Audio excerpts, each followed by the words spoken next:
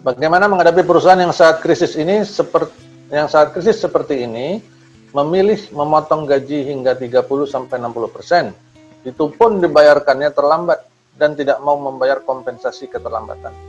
Bahkan untuk THR belum ada kejelasan apakah akan dibayarkan atau tidak. Apa yang seharusnya karyawan lakukan dan apa yang seharusnya HRD lakukan? Wah, nih.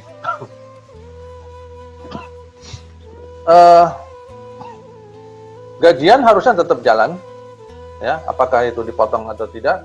Sudah dibahas di dalam batch 1 bahwa pemotongan itu harus berdasarkan kesepakatan, jadi tidak bisa sepihak. Ya. Kalau sepihak, maka terjadi pelanggaran di dalamnya, dan itu bisa dituntut oleh si karyawan. Keterlambatan pun demikian, ya. Keterlambatan itu ada resiko, ada konsekuensinya menurut perundangan, bahkan ada dendanya. Ya. Kemudian THR, apakah dibayarkan atau tidak? THR itu hukumnya wajib, ya. Tidak ada hubungannya dengan masa COVID atau tidak, ya. Apalagi tidak ada hubungannya dengan perusahaan untung atau rugi, ya. THR itu tidak dihubungkan dengan untung rugi perusahaan, tidak dihubungkan dengan COVID, dihubungkan hanya kepada masa kerja, titik, ya. Beda kalau bonus itu baru urusannya untung rugi perusahaan. Nah, dalam kondisi COVID seperti ini, maka nggak ada bonus, wajar, nggak perlu bayar bonus, nol, bonus itu nol, karena bonus urusannya sama untung rugi, ya. Nah, apa yang seharusnya karyawan lakukan? Ikuti prosedur hukum yang berlaku. Saya sangat menyarankan untuk tidak melakukan tindakan sepihak. Ikuti prosedur hukum yang berlaku, yaitu ajak bicara perusahaan baik-baik dalam sebuah forum yang resmi. Kalau sudah ada serikat di perusahaannya, minta serikat yang bergerak. Kalau belum ada serikat, ya buat pengaduannya kepada disnaker setempat. Bisa juga kepada pegawai pengawas, buat surat supaya pegawai pengawas yang datang ke perusahaan untuk mengingatkan perusahaan. Kalau itu masih belum selesai juga, maka ikuti prosedur PPHI, menggunakan proses bipartit, mediasi sampai ke pengadilan. Nah, apa yang seharusnya dilakukan oleh HRD?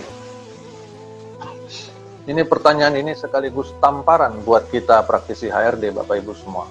Seharusnya kita merasa malu dengan pertanyaan ini. Karena artinya dalam konteks pertanyaan ini, di perusahaan yang diceritakan ini, berarti mungkin HRD-nya nggak ada, ya, atau mungkin HRD-nya nggak ada, tapi seperti nggak ada. Nah, itu yang perlu dipertanyakan. Kalau HRD-nya nggak ada, wajar. Berarti pimpinan perusahaannya nggak punya informasi yang cukup dalam mengambil keputusan. Tapi kalau HRD-nya ada tetapi seperti tidak ada, nah itu yang perlu dipertanyakan. Jangan-jangan kompetensinya memang tidak cukup, ya, tidak mampu meyakinkan pimpinan perusahaan, atau tidak paham tentang peraturan perundangan, dan tidak mau belajar, dan sebagainya. Atau bahkan yang lebih parah, kalau HRD-nya justru menggunakan politik angkat telur, justru berusaha mendukung apapun keputusan perusahaan demi menyelamatkan perut sendiri. Nggak peduli dia putusan itu apakah nanti akan memberatkan karyawan semua melanggar peraturan. Pokoknya kalau udah bos saya bilang A, dimanapun saya harus cari pembenarannya untuk A ini, ya.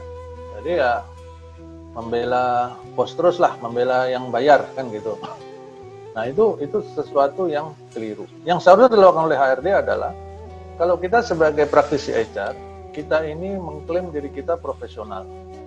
Bapak Ibu sekalian, para praktisi HR dan praktisi manajemen pimpinan perusahaan, kita ini berada di perusahaan, bekerja, direkrut atau melamar dan sebagainya. Pokoknya hari ini kita berada di perusahaan, kita mengklaim bahwa diri kita profesional. Salah satu tanggung jawab profesionalisme kita adalah memberitahukan, mengingatkan kepada perusahaan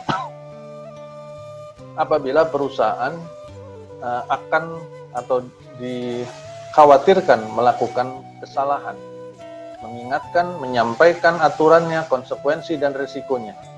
Apabila kita sebagai praktisi HR dan praktisi manajemen di perusahaan memiliki kewenangan untuk mengambil keputusan, maka putuskan. Tapi kalau kita belum memiliki kewenangan untuk mengambil keputusan, maka pengaruhi keputusan itu semaksimal mungkin.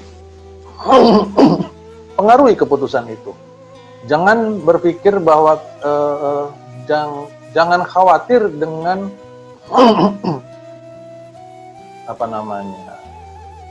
ketakutan untuk tidak disukai. Karena itu adalah resiko profesionalisme. Itulah tanggung jawab kita sebagai profesional. Mengingatkan, tujuan perusahaan merekrut kita sebagai profesional adalah untuk mengingatkan, untuk menyampaikan berdasarkan ilmu dan pengetahuan kita.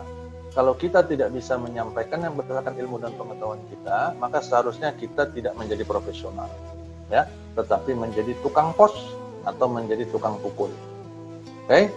Nah, Bapak Ibu semua, pada saat saya masih berada di korporasi, masih bekerja di perusahaan, hal-hal seperti ini sering terjadi. Ini sedikit sharing. Dan pada saat saya mengambil keputusan untuk tetap berdiri di bawah peraturan perundangan, dalam berbagai manajemen meeting, bahkan sampai ke tingkat regional dan tingkat corporate, saya tetap berkeras untuk menyampaikan bahwa ini aturan mainnya, dan ini resikonya kalau kita melanggar. Maka ini rencana saya, dan saya sampaikan semua.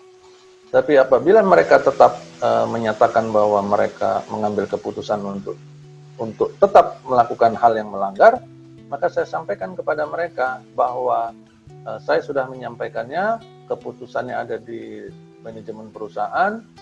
Kalau keputusannya adalah yang melanggar, maka pada saat nanti terjadi masalah hukum, Anda semua tidak bisa menyalahkan saya. Dan saya akan menyampaikan dalam setiap persidangan yang mungkin terjadi bahwa saya sudah mengingatkan perusahaan. Karena kalau tidak saya lakukan, Bapak Ibu, maka dalam proses persidangan apabila sampai ke masalah hukum, bisa-bisa yang disalahkan nanti HRD-nya.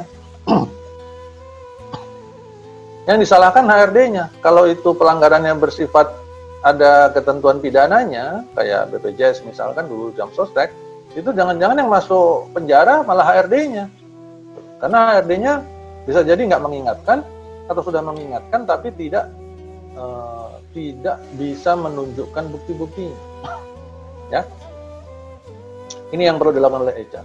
Maka HR pertama harus memiliki kemampuannya dulu, ilmunya dulu, kemudian harus memiliki kemampuan untuk meyakinkan dan keberanian mengambil resiko. Bukan tanpa resiko loh mengingatkan itu.